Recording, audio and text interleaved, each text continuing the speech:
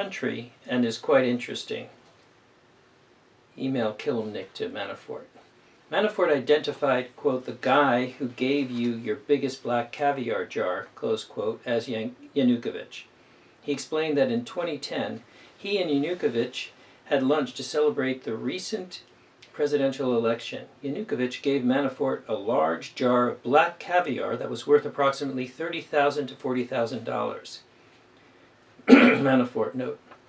Manafort's identification of Yanukovych as, quote, the guy who gave you your biggest black caviar jar is consistent with Kilimnik's being in Moscow, where Yanukovych resided, when Kilimnik wrote, I met today with the guy, and with a December 2016 email in which Kilimnik referred to Yanukovych as BG, grand jury blackout.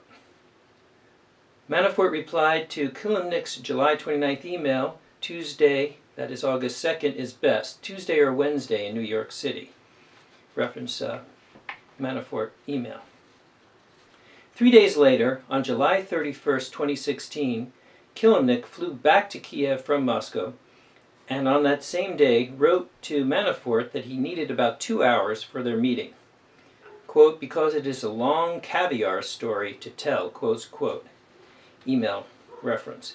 Kilimnik wrote that he would arrive at JFK on August 2nd at 7:30 p.m., and he and Manafort agreed to a late-night dinner that night. Email reference. Documentary evidence including flight, phone, and hotel records, and the timing of text messages exchanged, call records and hotel records, confirms the dinner took place as planned on August 2nd.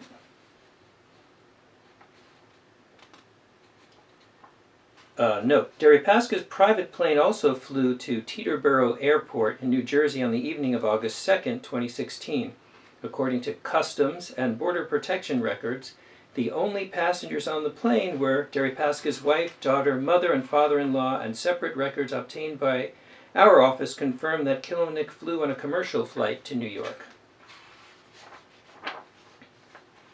As to the contents of the meeting itself, the accounts of Manafort and Gates, who arrived late to the dinner, differ in certain respects. But their versions of events, when assessed alongside available documentary evidence and what Kilimnik told business associate Sam Patton, indicate that at least 3 principal topics were discussed. First, Manafort and Kilimnik discussed a plan to resolve the ongoing political problems in Ukraine by creating an autonomous republic in its more industrialized eastern region of Donbass. We're at note 922. The Luhansk and Donetsk People's Republics, this is the note, which are located in the Donbass region of Ukraine, declared themselves independent in response to the popular unrest in 2014 that removed President Yanukovych from power. Pro-Russian Ukrainian militia forces, with backing from the Russian military, have occupied the region since 2014. Under the Yanukovych-backed plan, Russia would assist in withdrawing the military, and Donbass would become an autonomous region with Ukraine as its own prime minister. The plan emphasized that Yanukovych would be an ideal candidate to bring peace to the region as prime minister of the republic and facilitate the reintegration of the region into Ukraine, with the support of the U.S. and Russian presidents, as noted above, according to Blackout Grand Jury. The written documentation describing the plan for the plan to work, both U.S. and Russian support were necessary. Blackout Grand Jury. This is from a February 21st, 2018 email, Manafort, Ward, and Fabrizio at 3 to 5.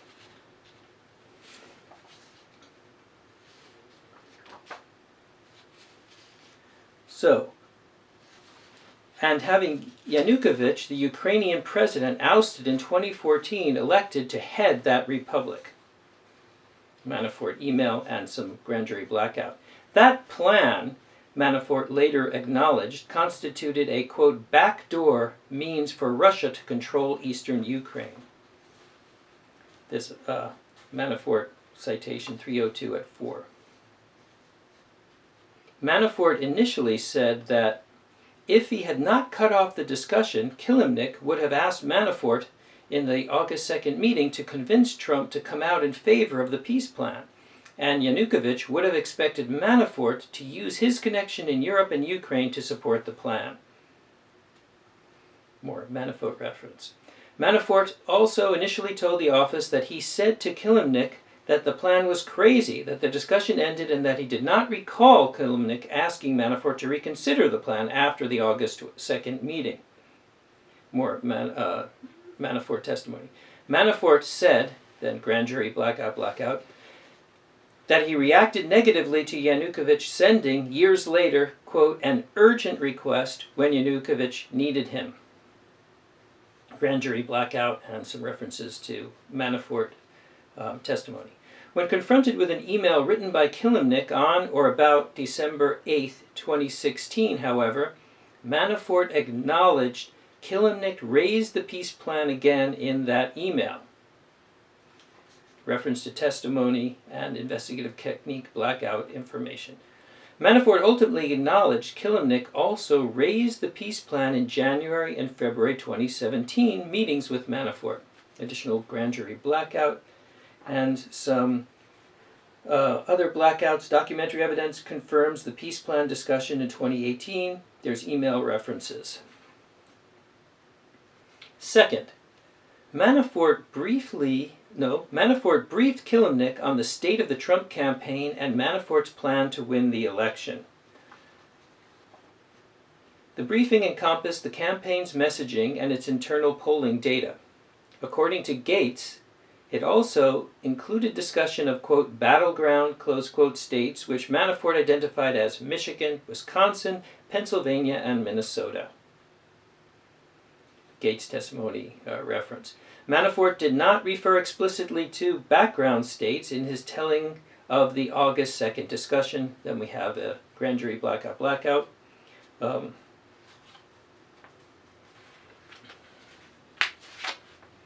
Third, according to Gates and what Kilimnik told Patton, Manafort and Kilimnik discussed two sets of financial disputes related to Manafort's previous work in the region.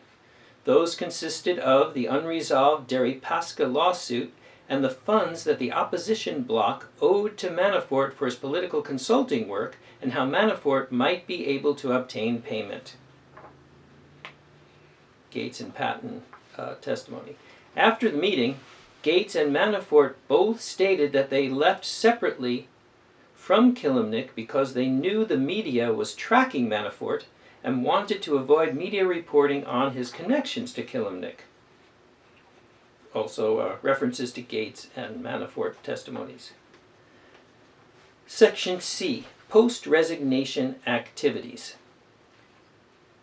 Manafort resigned from the Trump campaign in mid-August 2016, approximately 2 weeks after his second meeting with Kilimnik, amidst negative media reporting about his political consulting work for the pro-Russian Party of Regions in Ukraine.